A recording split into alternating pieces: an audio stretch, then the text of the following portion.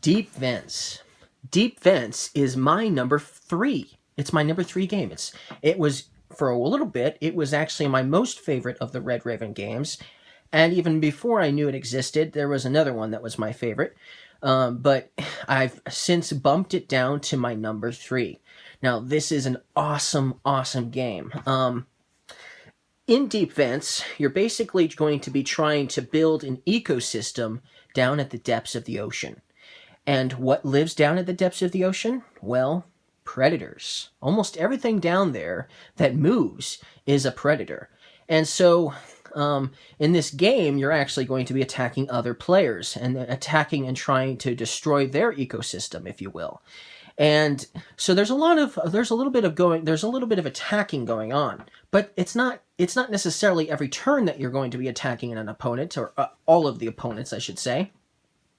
But there is a little bit of attacking going on, and it is even possible for a player to be removed from the game before the game is even over. But that's only likely to happen if you're playing a 4-player game. So if you want to avoid that possibility when playing this game, then 3 players or 2 players is probably the best bet in that regards. Now, this isn't an extremely hard game. There are some tiles in this game, some hex tiles, some certain animals and things that might be a little bit more difficult to understand than some of the others, and so you might find yourself looking at the rule book as you play the game. No matter how many times you play the game, you'll probably still find yourself actually looking at the the rule book here. So that can be problematic, of course, if you have to constantly look at this. But so far, I've played this game a few times now, and I still only spend maybe a minute each time looking at 1 or 2 rules in the game for how some of the animals work in the game. There's only a couple that really still sort of confuse me at times. But once I remember it, I'm like, oh, yeah, that's what that does. Oh, okay. Maybe if the rule book was a little easier to understand, or if they made it a little bit more precise on some of the things, or some more examples on some of the tiles, it would make more sense, and it would be easier to teach for that matter. But still, this isn't that difficult. It isn't that hard. There's only a few tiles, only a few animals in this game that are a little harder to understand than others. And so let me just show you all the various different animals in the game. Obviously, you're going to start with this, the deep vent. Everyone starts with one of those. And what the point of the game is to actually collect archaea, which are basically microorganisms almost. Anyways, they're basically food for a lot of the smaller animals and things like that. And so you're trying to collect a lot of archaea, and you're basically trying to have the most archaea at the end of the game. That's basically what the point of the game is to try to collect as many of these as you can. And you can even collect some really nifty and beautiful seashells as well. And you can use these to defend yourself from an attack. And so yes, you can be a defender in this game and have tons of these and minimize the damage you might receive from some of the attacks. But some of the attacks are very weak too, so some of them don't do that much damage. So let's see here. We have the giant oarfish. We have the glowing medusa. This one might be a little bit more difficult at times. We have the undersea volcano. We have the anglerfish. We have the towering smoker. Colossal squid. This one is a sperm whale. I don't know why they call it that. We have the isopod swarm. And the isopod swarm might be a little bit harder to understand, but it's also the hardest to play with. It's very hard to pull off this isopod swarm. So it's not recommended as a good first choice, that's for sure. The Gulper Eel, you might just want to actually probably avoid the isopod swarm. Unless somebody has an undersea volcano, this one is almost completely useless. So we have the Gulper Eel, And the goblin shark. This one is a cinch. I could do this one in my sleep, just putting down archaea and collecting stuff with. The porous rock. The lanternfish might be a little bit more difficult to understand at times as well. The giant squid. The yeti crab. White smoker. The vampire squid is probably one of my favorites. It's also what I'd like to call probably the weakest attack in the game, so it doesn't do much damage to your opponents, but it's really interesting nonetheless, and it's fun to play with, for sure. Giant tube worms. The scaly foot snail, which is the biggest for if you want to collect tons of shells. And then we have black smoker. So those are all the different hexes in the game that you can play with, and there's more. So some of them there's two of. I think there's two of each of them. So so there's a good chance that maybe one of these won't show up in the game. That's also possible. That could happen too. I usually don't get the undersea volcano until the end of the game, which is almost useless by that point in the game if you get it at the end of the game. And so some of these are definitely not worth collecting and putting them in your ecosystem if at certain points in the game, or depending on what your opponents have in their ecosystem, because you're allowed to look at your opponent's ecosystems and kind of strategically decide what you should put in your ecosystem, because some of the predators do better against other would-be predators anyways. And so that's basically what I really love about Deep Fence. Obviously, I love the animals in the game. The strategicness of it. I love the interaction with the attacking. I love a lot of things about this game. And like I said, this game does not take that long to play. It's still probably going to take at least an hour to play, especially if you're playing with someone who's never played the game before. It'll take probably an hour. But as far as little games go, this is definitely the best little game for Red Raven Games. They have a lot of little games, and this one is definitely the best of them all. And I would also say that Klondike Rush is also a little game as well, and so is Megaland. I have to say that's just about the same thing too. It's a littler game. So this is best of all of them, for sure. And so this was my number 3. So, what is my number 2? Well, let's see. So, Empires of the Void. This is my number 2. Empires of the Void 2 is my number 2. I've never played the first one. I know they're different games, mostly. But since I never played the first one, that's why I wouldn't have made it to my top 10. But this one is awesome. I love this game. Now, I just recently decided to make it my number 2. For a while, it was like number 4, and then it was number 3, and now it's number 2. So this is my second favorite Red Ribbon game. And maybe even as time passes, who knows? This one might even be picked for number 1 at some point. Because, man, this was a really hard decision to say that I liked this game so much as a number 2. Because the one that I picked as number 1... oh man, they're both awesome games, and it was down to the wire of what I liked about both of these games.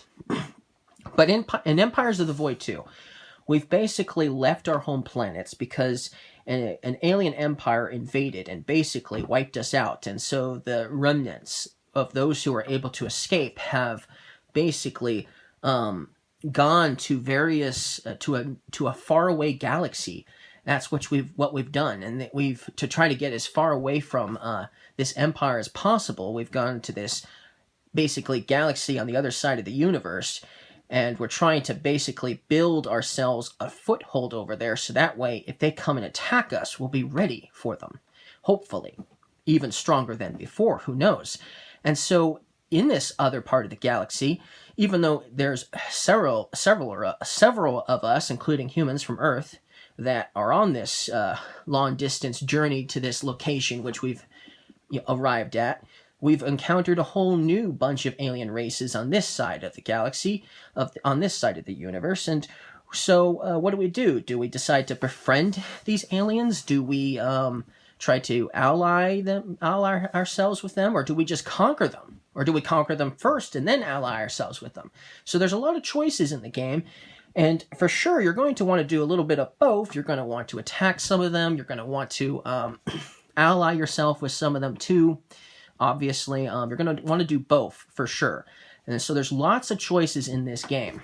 And so that's basically sort of the theme of Empires of the Void. So what do I like about this game? Well, I love the spaceships. There are miniatures for each of the spaceships that you'll be using. And depending on what alien race or human, if you decide to pick humans, will depend on the cool spaceship that you get to use in the game. That's really cool. I really like that. I like that a lot. And so there's various spaceships you can choose from. My only beef with the spaceships is this one falls off a lot, so it doesn't stay on. So this is for the parasites of Screech, and it doesn't stay on as well as I'd like it to. It stays on okay, but if you mess with the top too much, it tends to fall off, while this one, for instance, as you can see, it stays on nice and good. But this one, see, it's already starting to wiggle. So it doesn't stay on nearly as well as I'd like. But that would be my only beef with the spaceships themselves. Obviously, there's... everyone gets their own player board. And I really like a lot of these, for sure. My favorite is the 7th Academy of Eeg, okay? Because they're the frog people from a planet of frog people. Who would have known? And then the Parasites of Screech are my second favorite alien race that you can play as. And then my third favorite are the Oracles of Zun. And they're basically, they have crystals covering their entire planet. They're basically like have their own unique force fields and things like that. Even their ships have force fields and stuff like that. Then we have the Legions of Decima. Yes, even they were nearly wiped out by this alien race that invaded their homeworld. It was the same one for all of us, but that doesn't mean we're allies either. And then the Nomads of Earth, obviously, is from Earth. So those are all the different player unique races you can play as in the player boards. And obviously, Empires of Screech, you get that one. If you're the Legions of Decima, you get this. If you're from Earth, you get this. If you are the frog people, you get this ship. And if you are the Oracles of Zun on that crystal planet, you get this crystal-shaped spaceship. Isn't that cool? That's probably actually... this is probably my favorite spaceship because of that reasoning. Even though I like the 7th Academy of Eeg the most. So that's really cool. I really like the spaceships. I really like the player boards that you can play as. And I really like the different alien races that you can either attack or ally yourself with. And you're not going to play with every single planet in the game too, so each game could be pretty unique. And so like we have these guys, the Sentinians. Their planet is basically like a big ocean. Look, they even have sea serpents. And then we have Corlozan. So the Veritians are in control of this planet, but it's actually a bunch of different alien races all living on the same planet. Then we have my favorite, Tanfu, and the Tanfoons are basically lizard folk, and they control this entire planet. That's their homeworld. Then we have Emrock, and the Ekrans live here. They're sort of like a furry woodland creature of some kind, maybe a kangaroo or something. So this is their homeworld. So this is like basically the Star Wars version of the Ewoks of Endor. They both start with E too. So that's interesting. And then we have Measle 3, and the Mazrons live here, and their entire planet is toxic. It's so badly polluted. It's horrible. Versus this planet, which is obviously not really industrialized at all, right? It's just a ginormous forest planet, right? And this one is just covered in toxic fumes. Big difference. In fact, some of these alien races don't even get along with each other. That's another thing that's really interesting. There's a lot of controversy between Maisel 3 and Tan Fu. And so if you want to ally yourselves with one of them, you're probably not going to have so much... you're probably not going to make too many friends with the opposite planet. So if you make friends with these guys probably are not going to like you. If you make friends with these guys are probably not going to like you. So that's really interesting too. And even this planet here, Sentina and Sylast, have some interesting relations. These guys are trying to basically help these guys out. A pandemic almost wiped out all of the inhabitants of Sylast, which are basically, I think, insect-type humanoids, similar to the parasites of Screech. So maybe these guys would be a good influence on making allies with Sylast. Who knows? So that's interesting. And then Tanlock here, this homeworld, this planet, the sort of like octopus squid-like humanoids that live on this planet, they prefer to live in isolation. They prefer not to be bothered. They spend their days in quiet obsession, reading books. Wouldn't you know it? Squid, reading books. And so that's an interesting planet. And then we have Arzos here, which are basically these rock-type humanoids that live on this planet, which is just a frozen wasteland, and so mostly everybody lives underground, in ginormous underground caverns. And then we have Korzar, which is obviously a very lush, reddish, lush, natural planet for sure, but it's all red. And from what I understand, the animal life on this planet is mostly big, ginormous bugs, but the inhabitants that live here are cyborgs. So that's interesting. And then we even have a planet that has no organic life at all. It's just run by these drones that were left behind by the ancient inhabitants that used to live on this planet, Valka 7. And so lots of different planets that you can play with in this game, and you're not going to play with all of them. There's always going to be at least 2 that you never play with. So that's really interesting. So a lot going on with this game. So yeah, I like the planets. I love the alien races. I love the alien races you can choose from. I like the fact that you don't have just humans to play with. You can play with other various alien races and deal with other alien races. And, obviously I love the ships a lot too.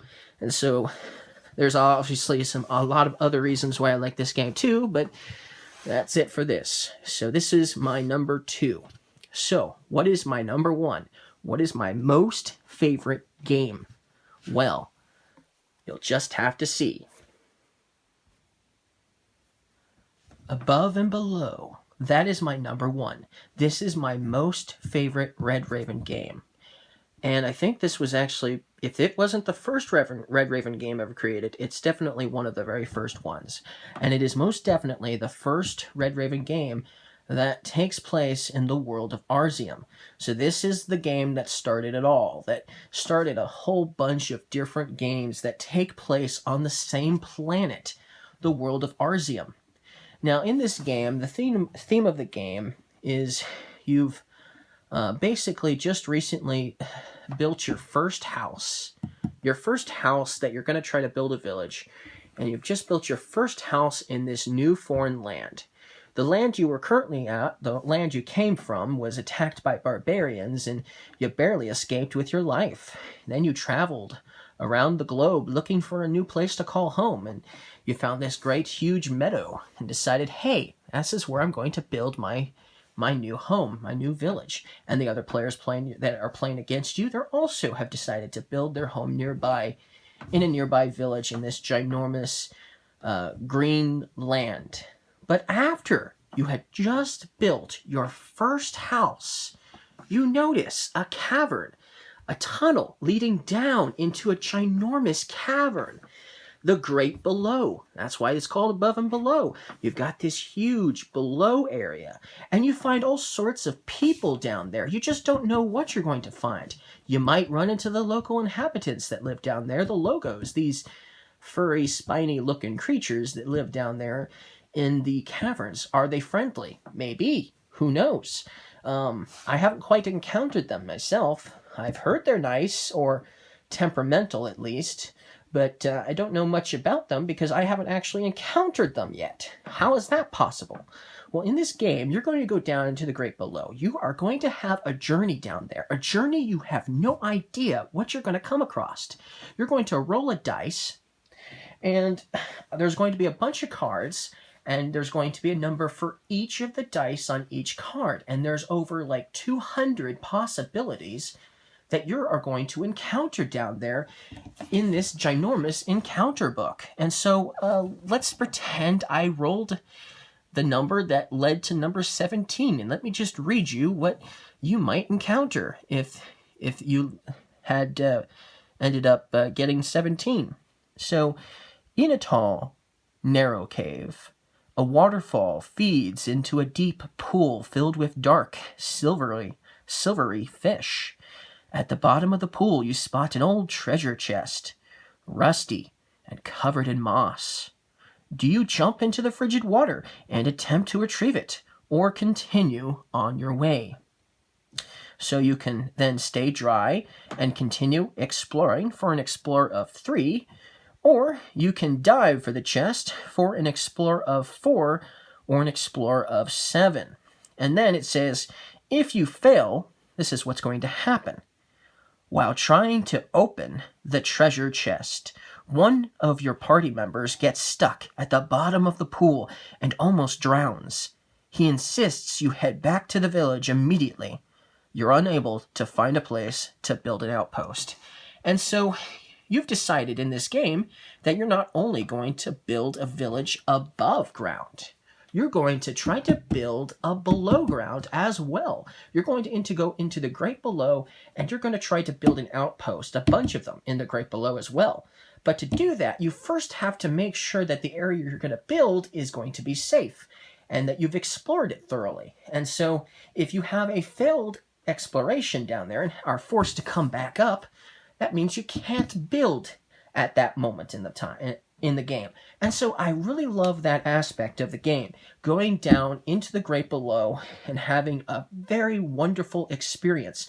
And of course, the rewards, you don't know what you're going to get, because when you go into the Great Below, you don't get to read this. You have one of your opponents, they get to read it for you, which means everybody is going to have fun playing this game, because even when it's not your turn, you're going to love hearing this. Even if you're not the player who's reading it, you're going to love listening intently to what's about to happen to one of your opponents. Maybe it's a good thing, maybe it's not. But you're going to love to hear that. And then, of course, if you're the lucky player who gets to read, even better, because you get to see what the options are. You get to see what they can possibly find down there and everything. They won't have a clue. They won't know that if they decide to stay dry and continue exploring, all they're going to find is a coin. Oh, great. But maybe if they dive for the chest, they could get a fish and +1 reputation. Or, maybe they'll get 5 coins, and amethyst, and 1 reputation. Wow, the possibilities. Who knows? Who really knows? But that's what's so great about this game, is the storytelling aspect of it. And yes, there's lots of games out there that do storytelling, but usually they're campaigns, and you have to play with the same people every time, and you have to play all the time because you forget the rules. This game, that isn't necessary. This game, every adventure is unique and different. You are not going to have the same adventure twice. Like I said, there's over 200 encounters that you could have down there, and you might, per player, you might have like maybe 5 or 6, maybe 8 encounters at most in the Great Below in the course of one game per player. So that still doesn't mean that even after 4 games that you'll encounter everything that's down there, because it still is required on the cards that you play with, as well as what you roll with the dice. And so that's what I love about this game. Every adventure is unique. Now, some people may not like the fact that it's different every time, and there might not be some big major story going on, and I don't need that. I just like having an adventure. And this provides the adventure, because you go down there, you don't know what you're going to encounter, and that's the adventure of it, not knowing what you're going to find down there in the Great Below. That is awesome. That is the best part of this game, Above and Below. That is awesome. I love this game. And so that's why it is my number one for sure. Of course, you also might encounter people down there that you can recruit in your village. When you're above ground, you can still recruit many people in your village, and maybe you'll find a frog folk or a fish folk person, humanoid, that you can recruit in your village to live in your village and help you build buildings and build a village. But you might also encounter other races down below. And so here's a Logos. You might encounter a Logos who would love to come and live in your village. And so that's something you can encounter. But like I said, I haven't encountered one that wanted to live in my village yet, because I haven't played all of the encounters yet. I haven't even played half of the encounters yet. I've probably played maybe 1 or 2 of the encounters twice now, but that's with other players as well. They have played some of the ones I've played. You also might encounter a fat cat down there. A big giant cat the size of an elephant down there in the Great Below, and there's 2 of them. So there's a possibility of 2 encounters with these huge cats who will want to live in your village and help you out. Assuming you don't catch them when they're taking a cat nap, of course. And then there's a couple of robotic type humanoids as well that might want to come and live in your town and build and help you out. And there's even a slime humanoid who also might want to come and live in your town. I have encountered her, this slime humanoid. I have encountered her, and I have encountered one of the fat cats. But I have not encountered any of the robots yet, or the Logos, or the other fat cat, the other big, giant, purplish cat. I haven't encountered both of them. So there's still lots to do in this game. I've played it 5 times now, and I probably would have to play it another 10, 15 times before I encounter everything. And by then, I'm going to want to play it again anyways, because the encounters I've encountered the first couple of games, I probably won't fully remember anyways. And so that's why Above and Below is my number 1, my most favorite Red Raven game. So thank you guys for watching my top 10 Red Raven games. Leave a like if you guys liked any of these videos, and I hope to see you guys again next time. Maybe, who knows, maybe my list will be different next year. If Now or Never is a really good game, and I end up putting it in my top 10, and who knows, if there's another game that comes out before the next time I want to do this again, there might be a good enough reason to do a top 10 favorite Red Raven games in the future. But it'll be a while, for sure. Anyways, thank you guys for watching, and I'll see you guys again next time. Don't forget to leave a like if you liked it.